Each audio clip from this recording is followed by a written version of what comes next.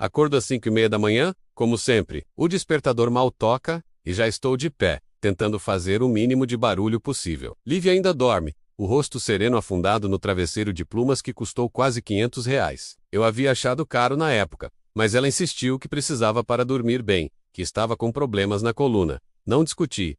Nunca discutia. No banheiro, observo meu reflexo no espelho. 32 anos, olheiras profundas, alguns fios brancos começando a aparecer nas têmporas. Meu pai costumava dizer que homem de verdade envelhece com dignidade.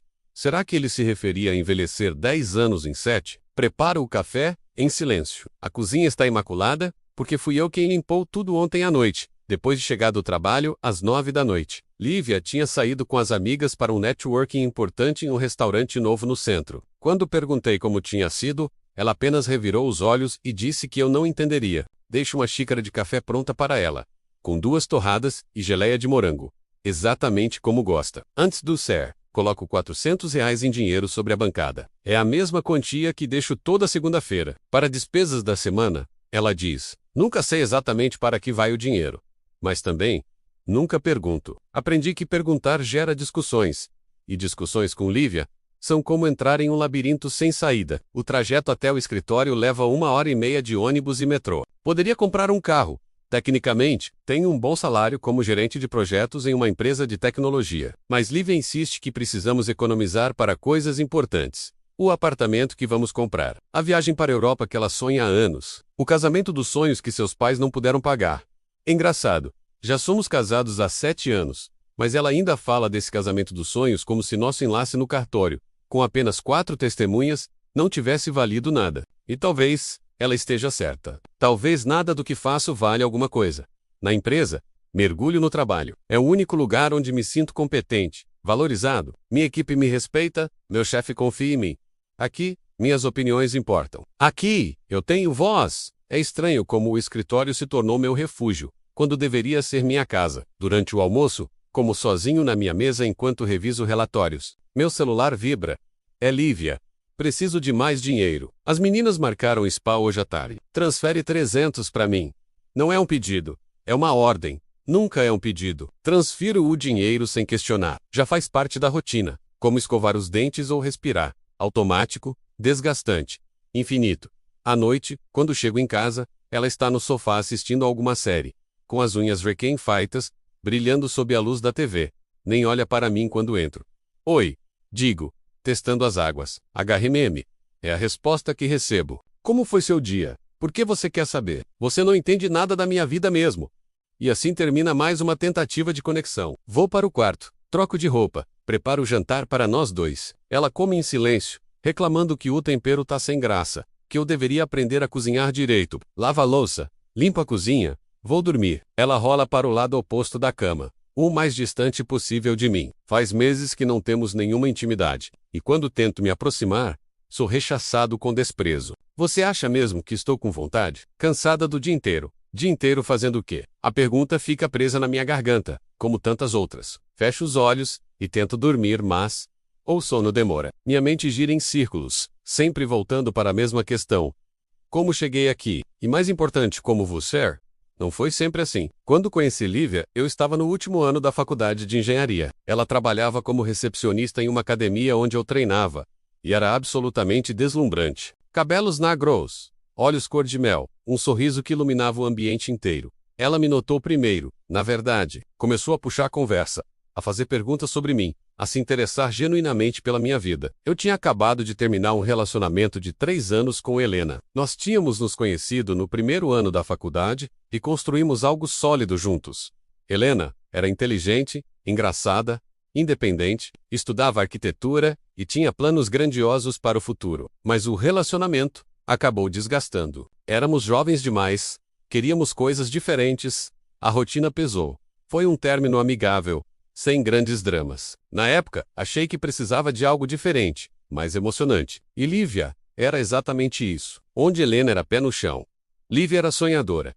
Onde Helena planejava cada passo, Lívia vivia o momento. Ela me fazia sentir vivo, desejado, importante. Depois da relação confortável mas previsível com Helena, Lívia era excitante, imprevisível, intensa. Nos primeiros meses, foi perfeito. Ela me esperava sair do trabalho, preparava jantares, me mandava mensagens carinhosas durante o dia. Falávamos sobre futuro, sobre construir algo juntos, sobre sermos diferentes de todos os casais que conhecíamos. Ela tinha deixado o emprego na academia dizendo que queria focar em crescer profissionalmente, e eu a apoiei completamente. Tinha acabado de conseguir minha primeira promoção. Podíamos viver com meu salário por um tempo enquanto ela se encontrava. Um tempo se transformou em 7 anos. As mudanças foram sutis no começo.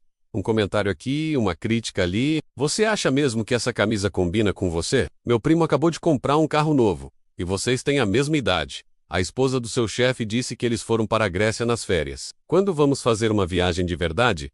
Eu justificava. Ela só queria que eu me cuidasse melhor. Estava me motivando a crescer profissionalmente. Tinha direito de sonhar com coisas boas. Afinal, eu a amava. E amor significa aceitar os defeitos da outra pessoa, certo? Era o que eu repetia para mim mesmo todas as noites. Mas os comentários foram ficando mais frequentes, mais afiados. E começaram a acontecer na frente de outras pessoas. Primeiro foram indiretas sutis. Depois sarcasmo aberto. Até que a crueldade se tornou o padrão. Eu me lembro do momento exato em que percebi que algo estava profundamente errado. Foi em um jantar com meus colegas de trabalho. Lívia passou a noite toda me contradizendo, corrigindo minhas histórias, fazendo piadas às minhas custas. Quando contei sobre um projeto importante que eu havia liderado, ela revirou os olhos e disse: "Esse projeto?" Ele falou sobre isso durante uma semana inteira, como se tivesse descoberto a cura do câncer. Todos riram, constrangidos. Eu fingi que era brincadeira, mas senti algo quebrar dentro de mim naquela noite. Depois disso, passei a ter medo de eventos sociais. Nunca sabia quando ela iria me humilhar.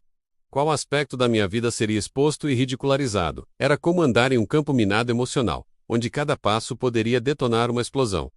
O pior eram os jantares de família. Minha mãe, uma senhora doce que sempre fez de tudo para me dar o melhor, organizava reuniões mensais com toda a família. Eram momentos que eu costumava amar. Meus irmãos, cunhadas, sobrinhos, todos juntos, comida farta, risadas genuínas. Lívia transformou esses encontros em campos de batalha, onde eu era sempre o alvo.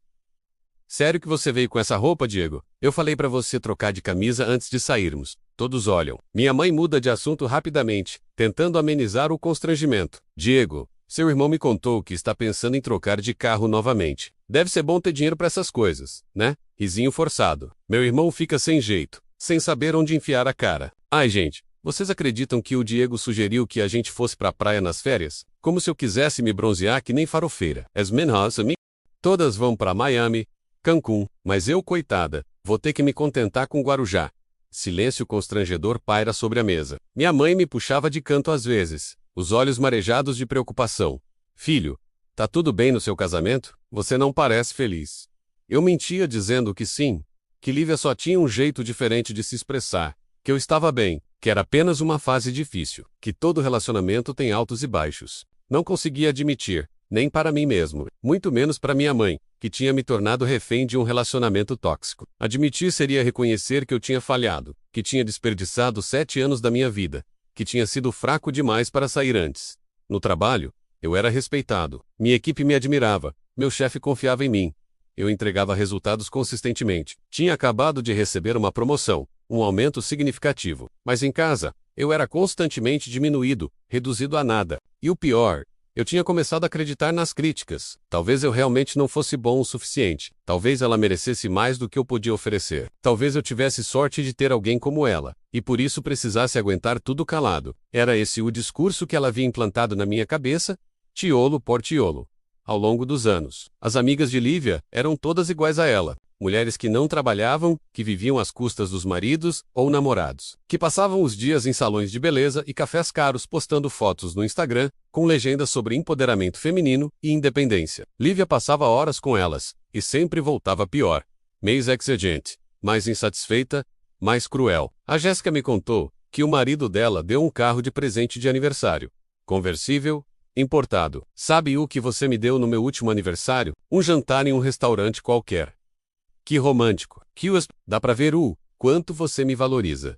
Não importava que o jantar tivesse custado o equivalente a uma semana do meu salário. Não importava que eu tivesse reservado com meses de antecedência no restaurante que ela havia mencionado casualmente em uma conversa. Não importava o quanto eu me esforçasse. Nunca era suficiente. Comecei a trabalhar ainda mais horas, parcialmente porque precisava do dinheiro para sustentar o estilo de vida dela, parcialmente porque o escritório era o único lugar onde eu me sentia humano, onde minhas contribuições eram valorizadas, onde eu tinha algum controle sobre minha vida. Mas quanto mais eu trabalhava, mais ela reclamava que eu nunca estava em casa. E quando eu estava em casa, ela reclamava da minha presença. Era uma situação sem saída, um labirinto desdesenhado para me manter sempre errado, sempre culpado, sempre insufficient. A festa da faculdade era algo que eu não queria ir. 10 anos de formatura, reencontro de turma. Essas coisas que normalmente são divertidas, mas que eu sabia que seria um pesadelo com Lívia, ela tinha insistido em ir, dizendo que precisava conhecer o ambiente de onde eu vinha, que era importante para entender melhor minha história, Minhas Rises. O verdadeiro motivo ficou claro assim que chegamos. Ela queria se exibir, mostrar para meus antigos colegas que ela tinha pegado bem casando comigo. Tinha comprado um vestido novo, caríssimo, que eu paguei parcelado no cartão de crédito. Tinha feito unhas e cabelo no salão mais caro da cidade. Estava deslumbrante, objetivamente falando, e sabia disso. As primeiras horas foram tranquilas. Reencontrei colegas que não via há anos. Relembrei histórias da faculdade, das madrugadas estudando para provas, dos projetos em grupo, das festas memoráveis. Ri de verdade pela primeira vez em semanas, talvez meses. Lívia circulava pelo salão, sempre com uma taça de vinho na mão, fazendo aquele papel de esposa perfeita que ela dominava em público. Foi quando vi Helena que algo dentro de mim se mexeu. Ela estava em um canto, conversando com um grupo pequeno de colegas, e estava radiante, não no sentido superficial de beleza física, menos embora ela estivesse linda, madura, confiante menos, mas naquele brilho que pessoas realmente felizes têm. Aquela luz interna que não pode ser fingida. Ela me viu, nossos olhos se encontraram, e ela sorriu. Um sorriso genuíno, sem segundas intenções, apenas o reconhecimento caloroso de um velho amigo. Caminhei até lá quase em transe, puxado por uma saudade que eu nem sabia que existia. Saudade não dela, especificamente, mas da pessoa que eu era quando estávamos juntos. Da versão de mim que ria facilmente, que tinha sonhos que se sente merecedor de amor. Diego, quanto tempo! Helena me abraçou com aquela simplicidade que sempre a caracterizou. Sem drama, sem exagero, apenas calor humano genuíno. Como você está? Bem, menti automaticamente, o piloto automático das convenções sociais tomando conta. E você? Ouvi dizer que abriu seu próprio escritório de arquitetura. Abri, faz 3 anos já. Foi difícil no começo, muito difícil mesmo, mas está indo bem agora. Tem uma equipe pequena, mas talentosa, projetos interessantes. E você? Ainda na Tech Pro? Ainda na verdade. Acabei de ser promovido a gerente sênior. Diego, isso é incrível. Sempre soube que você chegaria longe. Você sempre foi brilhante, dedicado. E ela falava com sinceridade genuína, sem inveja, sem cálculo. Apenas felicidade pela minha conquista. Conversamos por alguns minutos que pareceram segundos. E foi como voltar para casa, depois de anos perdido em terra estrangeira. Helena me perguntava sobre coisas de verdade, se interessava pelas respostas. Compartilhava suas próprias experiências com vulnerabilidade e honestidade. Não havia julgamento, não havia comparações, não havia segundas intenções. Era apenas 2 pessoas que se conheceram bem um dia, que se importaram profundamente um dia, reconectando de forma genuína e madura. Ela me contou sobre alguns projetos interessantes que estava desenvolvendo, sobre os desafios de ter o próprio negócio, sobre como tinha aprendido a equilibrar trabalho e vida pessoal. Eu me peguei sorrindo, verdadeiramente sorrindo, de uma forma que não fazia há tanto tempo. Foi quando Lívia se aproximou, e eu soube, pelo modo como ela caminhava, que haveria problemas. Diego, não vai me apresentar para sua amiguinha? O tom já era venenoso, carregado de agressividade mal disfarçada. A máscara de esposa perfeita tinha caído. Lívia, esta é Helena. Nós namoramos na faculdade. Helena, esta é minha esposa. Lívia, a ex. Lívia sorriu, mas era aquele sorriso de predador antes do ataque. Os olhos dela brilhavam com algo perigoso. Diego, falou de você. Então você é a arquitetinha que ele namorou quando ainda era pobrezinho e insignificante? Helena manteve a compostura com uma elegância que me fez lembrar porque tinha me apaixonado por ela um dia. Prazer em conhecê-la, Lívia. Diego foi um namorado maravilhoso na época. Fico feliz em ver que ele está bem e prosperando. O grupo todo percebeu a tensão no ar. Conversas ao redor diminuíram de volume. Pessoas começaram a prestar atenção. Tentei mudar de assunto, colocar água na fervura. Mas Lívia já tinha bebido demais e estava em modo ataque total. Bem, você acha que ele está bem? Ela riu. Alto demais, estridente. Mal consegue me sustentar direito. Trabalha feito um escravo. e ainda acha que está arrasando. Pobre coitado, o grupo ficou em silêncio absoluto. Pude sentir meu rosto queimar de humilhação. Pessoas começaram a olhar para seus sapatos, para seus copos, para qualquer lugar que não fosse para mim. Lívia, acho melhor irmos para casa. Tentei, tocando seu braço gentilmente, tentando conduzir-la para longe antes que a situação piorasse. Ela se desvencilhou com violência, quase me empurrando. Casa, aquele apartamento minúsculo que você aluga porque não tem condições de comprar nada melhor? Aquele cubículo miserável? Diego, para de me envergonhar na frente dessas pessoas. Mais pessoas começaram a olhar agora. Alguns. Ex-colegas se afastaram, visivelmente constrangidos, não querendo fazer parte daquele momento. Helena parecia genuinamente preocupada, seus olhos cheios de compaixão. E então Lívia disse, alto o suficiente para metade do salão ouvir, sua voz cortando o ar, como uma lâmina. Você nem na cama serve, muito menos para me sustentar.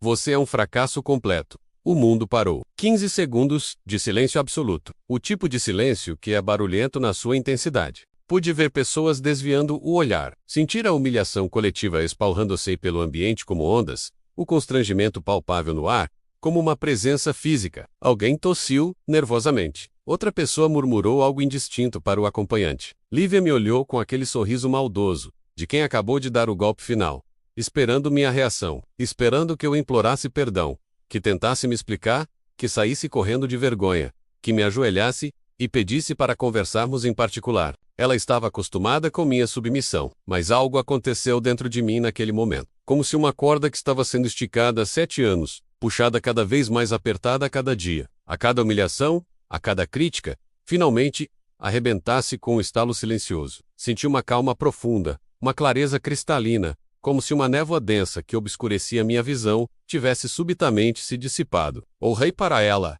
Realmente olhei, talvez pela primeira vez em anos, e vi uma estranha, uma mulher amarga, cruel, vazia, que precisava destruir outros para se sentir superior. E percebi que não a amava. Talvez nunca tenha amado de verdade. Talvez tenha me apaixonado por uma ilusão, por uma máscara que ela usava nos primeiros meses. Olhei para ela e disse, com uma voz que mal reconheci como minha. Uma voz calma e firme.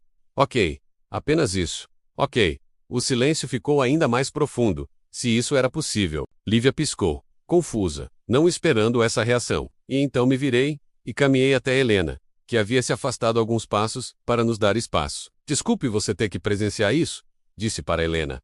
Minha voz surpreendentemente firme, sem tremor. Você tem alguns minutos para conversar? Eu preciso muito falar com alguém sensato agora. Alguém que me lembre que nem tudo no mundo é loucura. Helena assentiu sem hesitar, e nos afastamos para um canto mais tranquilo do salão, longe do palco da minha humilhação pública. Lívia ficou parada onde estava, ainda processando minha falta de reação, minha falta de submissão. Mais tarde, soube através de conhecidos mútuos, que ela esperou que eu voltasse implorando desculpas, como sempre fazia. Mas aquele momento, aquela versão de mim, já tinham ficado muito para trás. Sentamos em um sofá afastado, em um canto mais escuro do salão, onde a música e as conversas eram apenas um burburinho distante. E pela primeira vez, em 7 anos, permite-me falar a verdade nua, crua, sem filtros, sem desculpas. Minha vida virou um inferno. Comecei, e então as comportas se abriram. Tudo que eu tinha guardado, engolido, reprimido por tantos anos, veio à tona em uma avalanche de palavras. Contei tudo. Os 7 anos de críticas constantes que corroíam minha autoestima como ácido abuso financeiro, disfarçado de sonhos compartilhados e aspirações legítimas, as humilhações públicas que se tornaram cada vez mais frequentes e cruéis, a sensação crescente de estar afogando em um relacionamento que já havia morrido há muito tempo, mas cujo cadáver eu insistia em arrastar comigo. Helena me ouviu, sem interromper. Não tentou dar conselhos não solicitados, não minimizou meu sofrimento com frases feitas sobre relacionamentos serem difíceis, ou sobre a grama do vizinho não ser mais verde. Não disse que eu estava exagerando, ou sendo dramático. Ela apenas ouviu, com aquela presença total, que sempre foi sua marca registrada. Aquela capacidade rara, de realmente estar presente. De fazer você sentir que suas palavras importam. Sabe? O que é pior? Falei, surpreso com minha própria honestidade. Com minha própria vulnerabilidade. Eu não sei em que momento deixei de ser eu mesmo. Quando olho no espelho, vejo um estranho. Um cara cansado, apagado, derrotado, que tem medo de dizer que pensa na própria casa, que precisa pedir permissão para existir, que pede desculpas por respirar.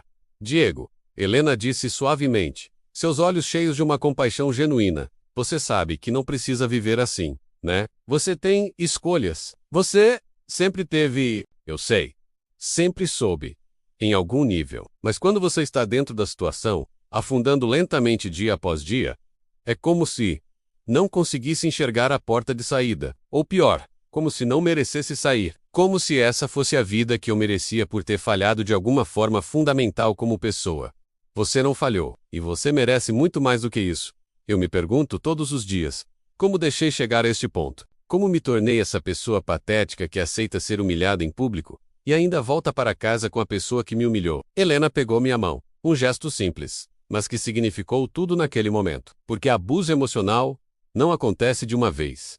É como ferver um sapo. Você já ouviu essa expressão? Se você joga um sapo em água fervente, ele pula para fora imediatamente. Mas se você coloca ele em água fria e vai esquentando aos poucos, ele não percebe o perigo até ser tarde demais. Você não acordou um dia e decidiu aceitar abuso. Foi acontecendo gradualmente. Uma crítica de cada vez, uma humilhação de cada vez. Até que isso se tornou seu normal.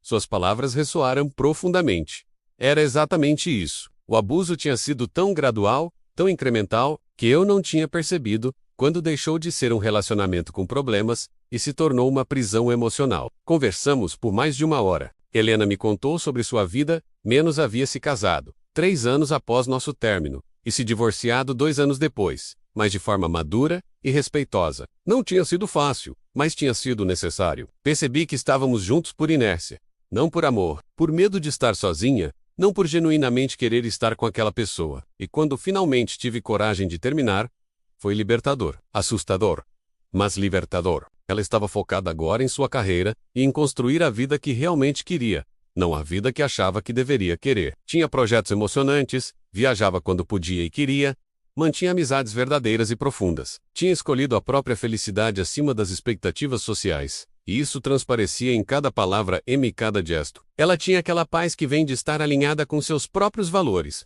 Posso te fazer uma pergunta estranha? Falei de repente, surpreendendo a mim mesmo. Claro, pode perguntar qualquer coisa. Você está saindo da festa agora? Posso te dar uma carona para casa. Eu não posso voltar para aquele apartamento hoje. Não ainda. Mas também não quero ficar aqui. E sua companhia está me fazendo lembrar que nem todo mundo é cruel. Helena me olhou nos olhos por um longo momento. Pude ver ela processando o pedido, considerando as implicações, pensando cuidadosamente. Por um segundo, pensei que ela fosse recusar, e eu não a culparia. Mas então ela sorriu menos, aquele sorriso genuíno, caloroso, que eu não via há tanto tempo, e disse: adoraria. Vamos sair daqui. Quando nos levantamos para sair, Lívia apareceu do nada, surgindo na nossa frente como um fantasma furioso. Seus olhos estavam arregalados, o hálito forte de álcool, a maquiagem ligeiramente borrada.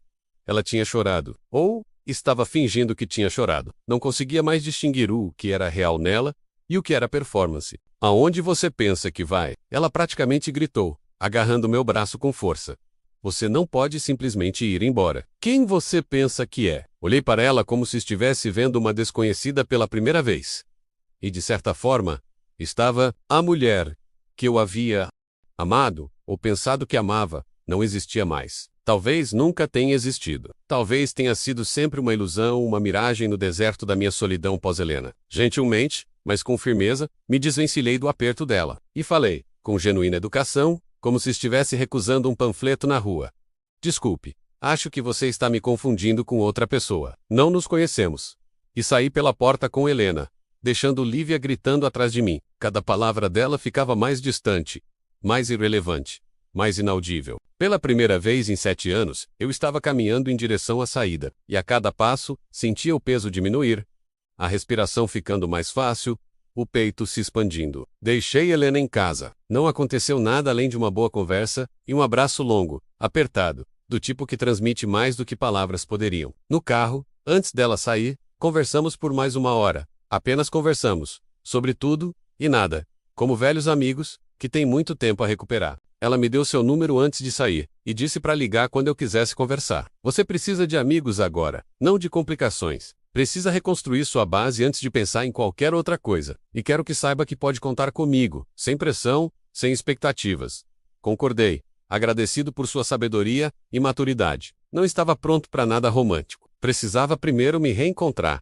Encontrar aquela versão de mim que havia sido enterrada, sob 7 anos de abuso emocional. Fui para um hotel. Não podia voltar para casa, não ainda, talvez, nunca mais. Precisava de uma noite de paz, de silêncio, de solidão boa, do tipo que cura em vez de ferir. Deitei na cama do quarto impessoal, com seus lençóis brancos genéricos e suas paredes bege inexpressivas, e dormi por 12 horas seguidas. Sem pesadelos, sem acordar no meio da noite em pânico, sem aquele peso constante no peito que me acompanhava há tanto tempo. Quando acordei no dia seguinte, era quase meio-dia, o sol entrava pela janela, e pela primeira vez em anos, senti algo parecido com esperança. Pequeno, frágil, mas real. Peguei meu celular. Tinha 47 ligações perdidas e 83 mensagens de Lívia. As primeiras eram raivosas. Onde você está? Você me deixou na festa passando vergonha. Você é um covarde, um fraco, um merda. Espero que esteja feliz com aquela da sua ex. Depois vieram as desesperadas.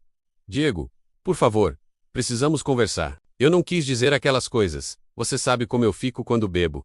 Por favor, volte para casa. E finalmente, as manipuladoras, você vai me abandonar assim? Depois de tudo que passamos juntos? Eu preciso de você. Eu vou mudar. Eu prometo. Sem você eu não sou nada. Li todas. E então, com uma sensação de poder que há muito não experimentava, bloqueei o número dela. Simples assim, um botão. E ela estava fora da minha vida. Deveria ter feito isso anos atrás. Liguei para minha mãe e contei tudo. Cada detalhe humilhante, cada momento de dor que tinha escondido dela. Ela chorou no telefone, mas não de tristeza, menos de alívio. Filho, eu estava tão preocupada. Você? Não era mais você? Via meu menino desaparecendo aos poucos? E não sabia como ajudar, sem que você se afastasse de mim também. Achei que se eu criticasse ela, você se afastaria para defendê-la. Eu sei. Mãe, desculpa por não ter confiado em você antes. Desculpa por ter deixado isso durar tanto. Não precisa se desculpar, meu filho. O importante é que você saiu. Finalmente, saiu. Pode contar comigo para o que precisar. Passei o domingo inteiro organizando minha vida, como se estivesse montando um quebra-cabeça, que finalmente fazia sentido. Abri uma conta bancária nova em um banco diferente. Na segunda-feira, assim que meu salário caísse, transferiria tudo para lá. Cancelei todos os cartões conjuntos, liguei para cada banco, expliquei que estava me divorciando. Solicitei o cancelamento imediato. Liguei para o proprietário do apartamento. O contrato estava só no meu nome. Uma das poucas decisões inteligentes que tinha tomado. Ele foi compreensivo quando expliquei a situação. Posso te dar 30 dias para encontrar outro lugar, se quiser. Ou posso tirar o nome dela do contrato e você fica. Decidi que queria recomeçar completamente. 30 dias seria suficiente. Fiz uma lista de tudo que era meu, tudo que era dela, tudo que era nosso. Percebi com surpresa que quase tudo era meu. Eu tinha comprado os móveis, os eletrodomésticos, tudo. Ela não tinha contribuído financeiramente com nada nos 7 anos de casamento, literalmente nada. Segunda-feira, fui trabalhar mais leve do que tinha ido em anos. Senti como se tivesse tirado uma mochila de 50 quilos das costas. Meu chefe notou imediatamente. Diego, você está diferente hoje. Parece mais alto. De alguma forma, aconteceu algo bom. Estou me divorciando. Respondi. E sorri. Um sorriso genuíno, amplo, que vinha de dentro. Ele piscou, confuso por um segundo, tentando processar como o divórcio poderia ser uma boa notícia. Mas depois, vendo minha expressão, sorriu de volta. Bem-vindo de volta, cara. Sentimos sua falta. Durante a semana, foquei no trabalho com uma clareza mental que não tinha há anos, sem as preocupações constantes sobre o que Lívia estava fazendo, quanto dinheiro estava gastando, que crítica receberia quando chegasse em casa. Minha produtividade disparou. Liderei reuniões com confiança, tomei decisões sem segundor, adivinhar cada palavra. Contribuí com ideias que antes teria guardado para mim, com medo de serem inadequadas. Minha equipe notou a mudança. Chefe, você está em chamas essa semana, comentou um dos desenvolvedores. Que seja o que for que você está fazendo, continue. Lívia apareceu no meu trabalho na quarta-feira. A recepcionista me ligou, visivelmente constrangida. Senhor Diego, tem uma moça aqui dizendo que é sua esposa e que precisa falar com você urgentemente. Ela está bem exaltada. Suspirei. Sabia que esse momento viria. Desci até a recepção, preparado mentalmente para a confrontação. Lívia estava irreconhecível, e não de forma positiva. Cabelo bagunçado, sem maquiagem, olhos vermelhos e inchados de chorar, usando uma roupa qualquer que eu nunca tinha visto. Parecia que não dormia há dias. Seus olhos estavam vermelhos, não só de lágrimas, mas de desespero genuíno. Diego, por favor, precisamos conversar. Sua voz era pequena, quebrada, tão diferente do tom autoritário que costumava usar comigo. Não temos nada para conversar, Lívia. Vou enviar os papéis do divórcio para você assinar por correio. É melhor você arranjar um advogado se quiser contestar alguma coisa. Mas eu te amo. Foi só um momento de raiva. Eu estava bêbada. Eu não quis dizer aquelas coisas. Você sabe como eu sou quando bebo demais. Você me conhece. Olhei para ela. Realmente olhei. Para aquela mulher que me fez tão infeliz por tanto tempo, que sistematicamente destruiu minha autoestima, que me reduziu a uma sombra do que eu era. E senti nada. Nem raiva, nem tristeza, nem pena. Só uma vontade profunda, visceral, de que aquilo acabasse logo. Lívia, você me humilhou por 7 anos. O que aconteceu na festa foi apenas a gota d'água, a última de milhares. E sabe o que é pior? Você nem percebe o que fez. Você realmente acha que o problema foi só um momento de raiva. Você não tem a menor noção de quão cruel, quão destrutiva, quão abusiva você foi durante todo esse tempo. Eu vou mudar. Eu prometo. Vou procurar terapia, vou arranjar um emprego, vou ser a esposa que você merece. Me dá uma chance. Só mais uma. Deveria ter feito isso há 7 anos, quando eu implorava por respeito básico. Agora é tarde demais. Tarde demais para mim. Tarde demais para nós. Não existe mais nós. Ela começou a chorar mais alto, chamando a atenção das pessoas na recepção. Alguns funcionários olhavam discretamente, outros desviavam o olhar com constrangimento. Você tá fazendo isso por causa daquela vadia da faculdade? Foi ela que botou essas ideias na sua cabeça? Você estava bem até reencontrar ela. E ali estava ela novamente. A verdadeira Lívia, emergindo por trás da máscara de arrependimento. Nem 5 minutos de conversa, e já estava atacando, culpando outros, se recusando a assumir qualquer responsabilidade pelos próprios atos. Tchau, Lívia. Não volte aqui. Se voltar, vou pedir uma medida restritiva. Subi de volta para meu andar, sem olhar para trás. Minhas mãos tremiam ligeiramente, menos confrontação. Ainda me deixava nervoso, menos mais, senti-me forte, mais forte do que tinha me sentido em anos. Bloqueei também o telefone do trabalho para o número dela. Avisei a segurança do prédio que ela não deveria ser permitida a subir, caso aparecesse novamente. Tomei todas as medidas práticas para proteger meu espaço, minha paz, minha sanidade. Helena e eu começamos a nos encontrar regularmente para café. Sem compromisso, sem pressão, sem expectativas românticas. Apenas 2 velhos amigos reconectando, redescobrindo um ao outro, compartilhando as pessoas que tínhamos nos tornado. Ela me contou mais sobre seu divórcio, menos como havia sido difícil, doloroso, mas absolutamente necessário. Percebi que estava vivendo a vida que minha família esperava que eu vivesse, não a vida que eu queria viver. Meu ex era um cara bom, não me maltratava, mas também não me via. Eu era mais uma peça na vida dele, sabe? A esposa decorativa que comparecia aos eventos da empresa e organizava jantares. E como você encontrou coragem para sair? Perguntei, genuinamente curioso. Um dia, percebi que se eu morresse amanhã, olharia para trás e veria uma vida inteira vivida para agradar outros. E isso me apavorou mais do que a ideia de estar sozinha. Então, terminei. Foi aterrorizante, libertador, e a melhor decisão que já tomei. Suas palavras ressoavam profundamente. Era exatamente o que eu estava vivendo. O medo de estar sozinho tinha me mantido preso por tanto tempo. Mas agora, experimentando a solidão pela primeira vez, descobria que não era tão assustadora quanto imaginava. Na verdade, era pacífica. Com o tempo, nossos cafés se transformaram em jantares. E os jantares em caminhadas no parque, em visitas a museus, em idas ao cinema. Estávamos construindo uma amizade sólida, baseada em respeito mútuo, interesses compartilhados, e uma história comum que nos conectava de forma única. 3 meses depois do episódio na festa, percebi que o que sentia por Helena tinha evoluído para algo mais do que amizade. Mas dessa vez, era diferente. Não era a paixão intensa e cega que senti por Lívia.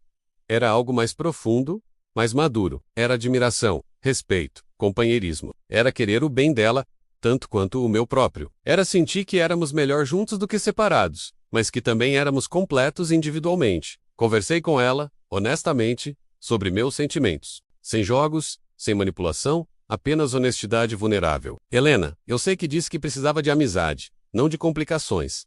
E você me deu isso. Me deu espaço para curar. Mas preciso ser honesto. Estou desenvolvendo sentimentos por você. E se você não sente o mesmo, tudo bem. Valorizo nossa amizade demais para arriscar perder-la por não ser honesto. Ela sorriu. Aquele sorriso que me fazia sentir em casa. Diego, eu também tenho sentimentos por você, mas precisava ter certeza de que você estava pronto, de que não estava só correndo de um relacionamento para outro. Precisava que você se encontrasse primeiro. E você acha que me encontrei? Acho que você está no caminho. Estou disposta a caminhar ao seu lado, se você quiser. Foi assim, sem grande drama, sem declarações cinematográficas, que Helena e eu começamos a namorar oficialmente. E era completamente diferente de tudo que tinha experimentado antes. Helena dividia as contas comigo. Insistia nisso, na verdade. Somos parceiros, Diego. Eu não quero que você me sustente. Quero construir junto com você, em pé de igualdade. Ela tinha seu próprio negócio, sua própria vida, seus próprios objetivos. Eu era uma parte importante da vida dela, mas não a vida inteira. E isso era saudável. Ela me apoiava nas decisões profissionais, comemorava minhas conquistas genuinamente, me consolava quando as coisas davam errado. Me ajudava quando eu estava sobrecarregado, mas também respeitava meu espaço quando eu precisava processar as coisas sozinho. Ela também me desafiava, mas de forma construtiva. Acho que você deveria pedir aquela promoção, ela dizia. Você é bom no que faz e merece ser reconhecido. E mesmo que não dê certo dessa vez, você terá mostrado ambição e interesse em crescer. Ou, essa situação no trabalho te incomoda? Você deveria conversar com seu chefe. Comunicação clara é essencial. Você tem voz? Use-a. Pela primeira vez em anos, eu me sentia visto, ouvido, respeitado, amado de uma forma que não doía, que não exigia que eu me tornasse menor para caber. O divórcio de Lívia foi surpreendentemente rápido. Sem bens significativos a dividir, sem filhos, sem complicações financeiras.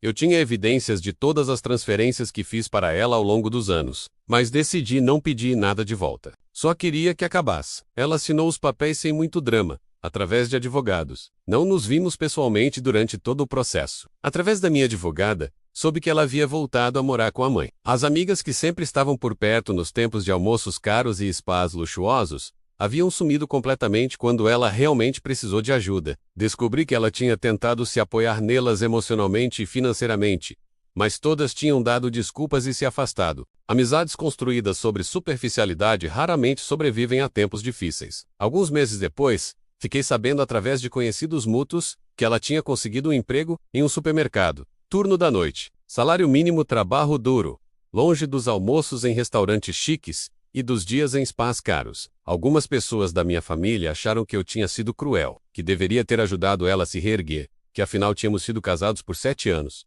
Mas eles não sabiam. Não tinham vivido o que vivi. Não tinham ideia do peso de 7 anos sendo sistematicamente destruído, pedaço por pedaço, do medo constante de falar algo errado, de fazer algo errado, de simplesmente ser errado, do abuso psicológico sutil que vai minando a pessoa até ela não se reconhecer mais no espelho. Minha mãe, que tinha visto tudo de perto, me defendeu. Meu filho já fez mais por ela do que ela merecia. Sustentou ela por 7 anos, enquanto ela não fazia nada além de gastar e criticar. Ele não deve nada a ela. Nada. E ela estava certa. Eu não devia nada a Lívia. Tinha pago minha dívida emocional muitas vezes ao longo daqueles 7 anos. Agora era a hora de viver para mim. Um ano depois daquela festa que mudou tudo, Helena e eu nos mudamos juntos. Um apartamento pequeno, mas aconchegante em um bairro que ambos amávamos. Com uma varanda que dava para uma praça arborizada. Dividimos tudo meio a meio, menos aluguel, contas, compras, tudo. Não porque eu não pudesse pagar sozinho, mas porque era importante para ambos construir algo em pé de igualdade. Decoremos juntos, cada um trazendo suas próprias coisas, mesclando nossos estilos, criando um espaço que era verdadeiramente nosso. Não havia crítica sobre minhas escolhas, não havia imposições sobre como as coisas deveriam ser. Era negociação, compromisso, respeito mútuo. Eu tinha voltado a ser eu mesmo, ou melhor, tinha me tornado uma versão melhor de mim mesmo. Fazia piadas, saía com amigos, tinha hobbies. Helena tinha me incentivado a voltar a jogar tênis, algo que eu adorava na faculdade, mas tinha abandonado porque Lívia achava perda de tempo e coisa de gente que não tem nada melhor para fazer. Passeávamos de bicicleta aos domingos, explorando novos bairros da cidade. Cozinhávamos juntos, experimentando receitas novas, rindo quando dava errado, comemorando quando ficava bom. Fazíamos planos juntos, viagens que realmente íamos fazer. Não fantasias impossíveis projetadas para me fazer sentir inadequado, mas também respeitávamos o espaço individual, um do outro. Helena tinha noites com suas amigas, eu tinha meus treinos de tênis e minhas partidas de videogame. Minha mãe me disse, em uma das nossas reuniões familiares que voltaram a ser alegres, que tinha seu filho de volta. Você está sorrindo de verdade novamente. Faz tanto tempo que não via você realmente feliz. E a Helena é maravilhosa. É assim que deveria ter sido, desde o começo. Meus irmãos comentavam a mesma coisa. Cara, você parece 10 anos mais jovem. disse meu irmão mais velho em um churrasco. Mais leve, mais presente. É bom te ter de volta. Até meu chefe tinha notado a transformação. Minha performance no trabalho tinha melhorado significativamente. Eu tinha sido promovido a diretor de projeto 6 meses após o divórcio, liderando uma equipe maior com confiança renovada. Tomava decisões com firmeza, contribuía em reuniões sem segundo adivinhar cada palavra, tinha voltado a ser o profissional competente que sempre fui, mas que tinha sido obscurecido pela névoa da infelicidade crônica. Você está voando, Diego. Meu chefe comentou em uma avaliação de desempenho. O que quer que tenha mudado na sua vida, continue fazendo. Você é um dos nossos melhores talentos. Um dia, cerca de 18 meses após aquela festa fatídica, cruzei com Lívia inesperadamente. Foi inevitável. Era domingo de manhã, e eu estava fazendo compras no supermercado, com Helena. Estávamos conversando e rindo sobre algo bobo, escolhendo ingredientes para um jantar que planejávamos fazer para amigos naquela noite. Foi quando vi Lívia. Ela estava no caixa, com aquele uniforme verde-limão que todos os funcionários usavam, passando produtos de uma cliente idosa, com movimentos mecânicos e cansados. Reconheci o local. Era o supermercado onde soubera que ela trabalhava, mas nunca tinha ido lá propositalmente. A coincidência era puramente acidental. Ela me viu primeiro. Nossos olhos se encontraram por uma fração de segundo. Vi o reconhecimento nos olhos dela, seguido por algo que pareceu vergonha, misturada com raiva. Seus olhos se arregalaram brevemente, depois desviaram rapidamente, fixando-se nos produtos que estava passando como se fossem a coisa mais interessante do mundo. Ela tinha emagrecido significativamente, não de forma saudável, mas daquela maneira que vem do estresse e das preocupações. O rosto estava marcado por uma expressão permanente de cansaço. Rugas que não estavam lá antes vincando sua testa e os cantos da boca. Não havia mais aquele ar de superioridade, aquele olhar de quem estava sempre julgando e encontrando todos deficientes. Ela parecia comum. Apenas mais uma pessoa trabalhando duro para sobreviver. Helena segurou minha mão, notando minha atenção momentânea. Quer ir embora? Podemos comprar em outro lugar. Não precisa, respondi, surpreso com a firmeza na minha própria voz. Ela não tem mais poder sobre mim. Nenhum poder. E era verdade. Olhar para ela não me causou dor, nem raiva, nem satisfação cruel por sua situação. Só uma vaga tristeza pela pessoa que ela poderia ter sido se tivesse escolhido um caminho diferente. Se tivesse tratado as pessoas com um mínimo de decência e respeito, fizemos nossas compras normalmente, conversando e rindo como estávamos antes. Quando chegou nossa vez de pagar, Lívia não estava mais no caixa, menos tinha pedido para trocar com outro funcionário. Vi ela se afastando para o fundo da loja. Nem isso me afetou. Ela tinha se tornado completamente irrelevante na minha vida.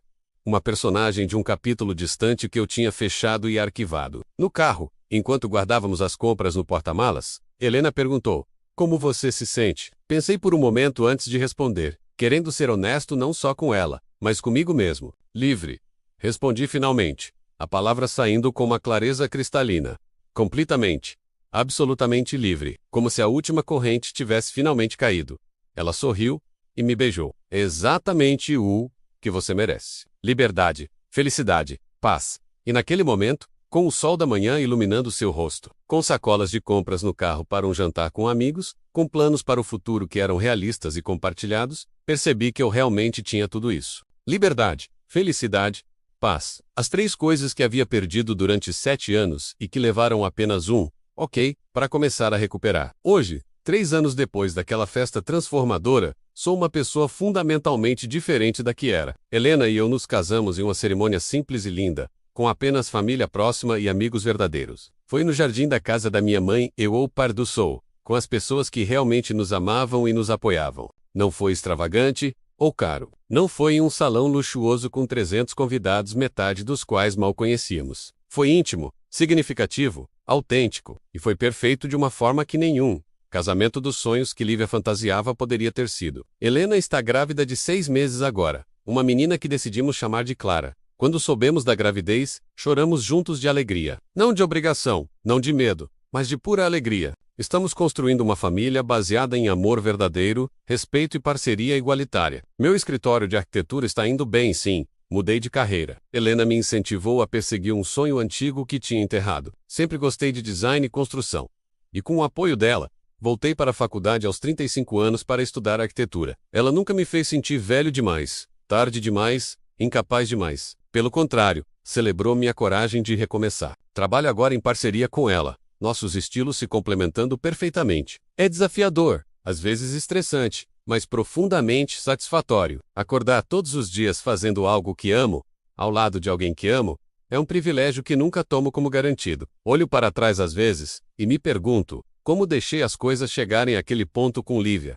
Como permiti que alguém me tratasse daquela forma por tanto tempo? E a resposta é complexa, mas essencial para que eu nunca repita aquele erro. Eu acreditei que amor significava sacrifício ilimitado, que ser um bom parceiro significava aceitar tudo, aguentar tudo, perdoar tudo, desculpar tudo, que meu valor como pessoa estava ligado à minha capacidade de fazer outra pessoa feliz, mesmo que isso significasse minha própria infelicidade. Eu confundi martírio com amor, submissão com dedicação, mas aprendi, da forma mais dolorosa possível, que amor verdadeiro não humilha. Não transforma você em uma versão menor, mais fraca, mais assustada de si mesmo. Amor verdadeiro constrói, apoia, eleva, divide fardos e multiplica alegrias, respeita suas fronteiras e celebra suas vitórias. Aprendi que respeito não se pede, se exige, e que a única pessoa verdadeiramente responsável por fazer você feliz é você mesmo. Ninguém vai te salvar se você não tiver coragem de salvar a si próprio primeiro. Você pode ter todo o apoio do mundo, mas o primeiro passo precisa vir de dentro. Aprendi que às vezes, a resposta mais poderosa não é uma discussão eloquente, não é um discurso emocionado, não é uma explicação detalhada. Às vezes, a resposta mais poderosa é o silêncio. É uma palavra simples que encerra uma era inteira. Aquele ok que disse naquela noite não foi fraqueza.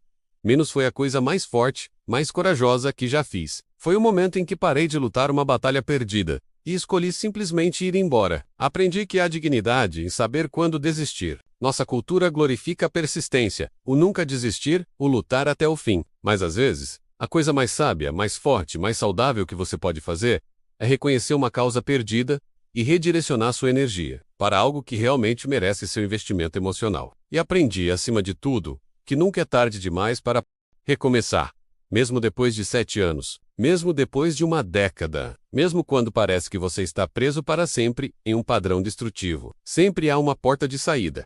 Menos às vezes você só precisa de coragem para procurá-la, e mais coragem ainda para atravessá-la. Se você está lendo isso e se reconhecendo na minha história, saiba, você merece mais. Muito mais. Você merece ser feliz, ser respeitado, ser amado de verdade. Você merece um amor que não dói, que não diminui, que não aprisiona, que não exige que você se torne menor para caber. E o primeiro passo para conseguir isso é o mais assustador de todos, mas também o mais libertador. Simplesmente reconhecer a verdade da sua situação e escolher sair. Não amanhã, não quando as condições forem perfeitas, não quando você tiver mais dinheiro, ou mais apoio, ou mais certeza. Agora, hoje, a pior prisão é aquela em que entramos voluntariamente, acreditando que é amor. Confundimos as correntes com abraços, a cela com segurança, o carcereiro com parceiro. E ficamos, dia após dia, ano após ano. Porque admitir que estamos presos significa admitir que fomos tolos por ficar. Mas não há vergonha em reconhecer um erro. A única vergonha está em reconhecê-lo